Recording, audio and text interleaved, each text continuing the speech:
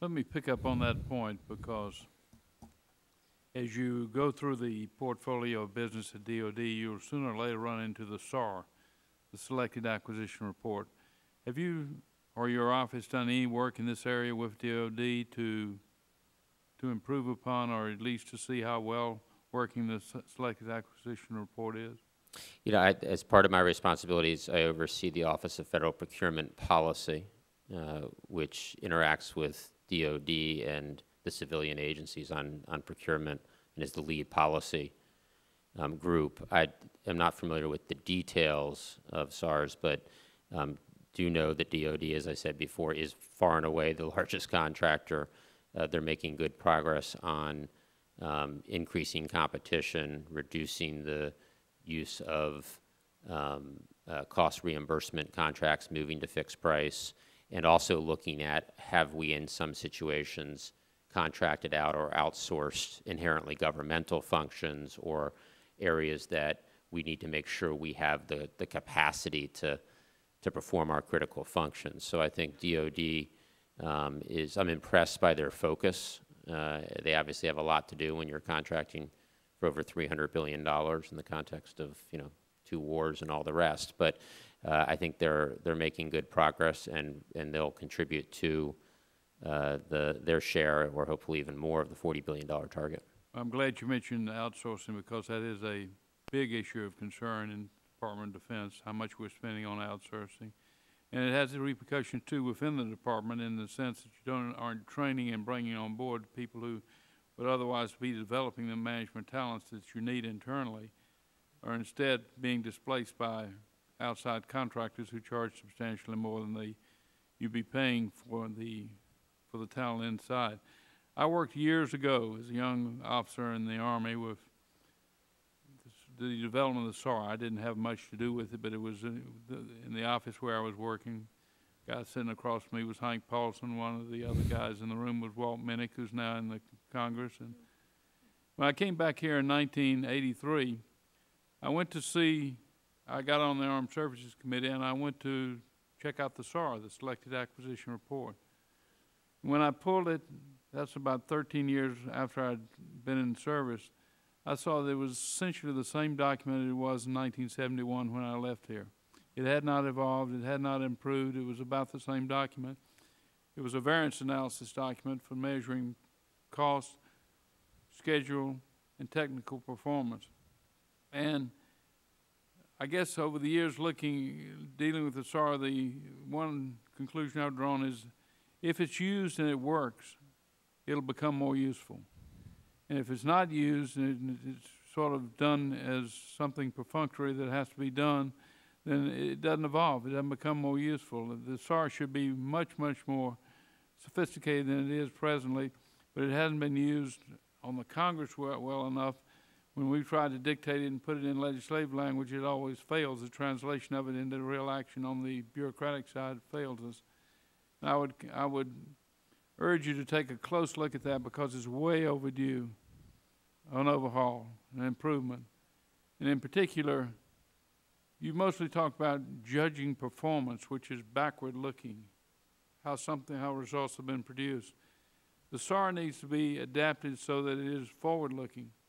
And there are certain things that are picked out in advance to be watched from a variance analysis standpoint, so that if something is going awry, you'll know that sooner enough to take some preventive action, so you don't have to lose a lot of money and learn the hard way that the system is not going to be up to spec. Completely agree. We need to have forward, this conversation we were having earlier with Congressman Schrader, we need to have forward metrics that we're tracking our progress against, and if we're not meeting or exceeding those, alarm bells should go off, and we need to fix it. With SAR and others, I think there is too much of a compliance mentality rather than let's use this to drive results. And where that's happening, we should either revamp and create something that passes the standard of we are going to use it to manage performance, or we should get rid of it, because it's just clutter and taking up time. I think on acquisition, one of the root cause problems is the workforce itself on acquisitions. As we doubled contracting across the last 5 years, I'll give the you a good ex- example. Some years ago, because I had sponsored some legislation to change the SAR, when I was hiring a legislative assistant to do military and defense work for me, I put in the RFP, so to speak, that I would like to have somebody who had that ability to work with selected acquisition reports or variance analysis, because I would like to be doing some work in that area. And I got 2 or 3 applications from the Beltway consultants of people who were doing doing SARs, and I was curious as to how it was they were doing SARs.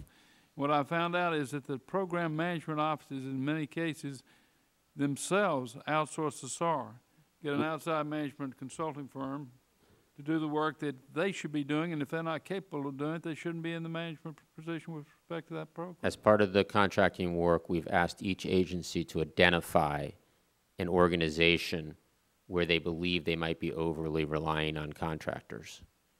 A significant portion of the 23 or 24 agencies that are doing the pilots selected their acquisition organization because they have contractors doing acquisition. So that is an area. It's not unusual to have contractors in the acquisition area. It doesn't mean that that's always incorrect, but I think that it is data that so many of the agencies picked that area of acquisition as an area where we're potentially over-reliant on contractors. Which brings me to the next point, and that is we shouldn't get so lost in devising management reporting systems that we forget that the real payoff comes from getting good managers. 100% agree. Are useful and helpful, but they are no substitute for getting good people. If you want good management, you need great people. How do we do that? That's the sleeper issue, it seems to me, within the efficiency and effectiveness of the federal government. How do we attract? Well, we have to have a hiring process that actually attracts the best and brightest.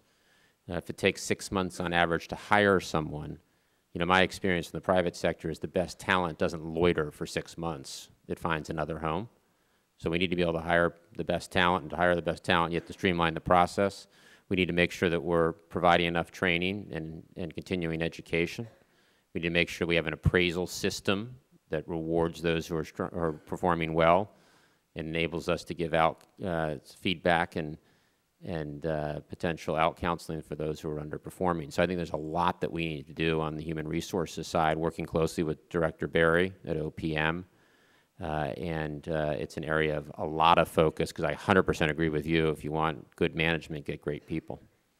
You need to be doing some face-to-face interviewing, too, if I can tell you how to run your shop. I know this is free advice. It's worth what it costs. But so much of your civil service applications today are generated by the internet. Well, to support your point, I'm so struck by, again, not to keep coming back to the private sector because it doesn't have all the answers, but how important a part of a senior manager or any manager's time recruiting and coaching is, and how central it is to their performance review in the private sector. Again, with exceptions, because there are good pockets of performance here too, but for the most part, it is not as front and center for managers to be doing the recruiting and doing the coaching, and we need to change that. 2 areas where I really think you need help, big time, top flight help. IT, health IT, on which we're spending billions, literally billions. I think it was $18 billion in the Recovery Act by itself. More money to come with the health care reform bill that's before us right now. It's clearly something where we've got to spend, where lots of money can be wasted if it's not closely supervised by people who are capable of doing it. And secondly, maybe even more importantly, higher stakes is financial regulation, financial institution regulation. We've got to get people at the FDIC, the examiners, the people on the ground who are out there making day-to-day assessments of the quality of loans that banks are generating and many other things, investment quality, risk management, things of this nature. You've got to get better people than we've had. Not to disparage anybody, it's just that the problem has outgrown, I think, the capacity of many of our regulators. Do you have a plan for that? And I know this is a little bit outside the scope of management performance, but in truth, it's one of the keys to management performance and assessment. There aren't 2 areas that I'm deep in personally on, but I agree with you, they're high priority.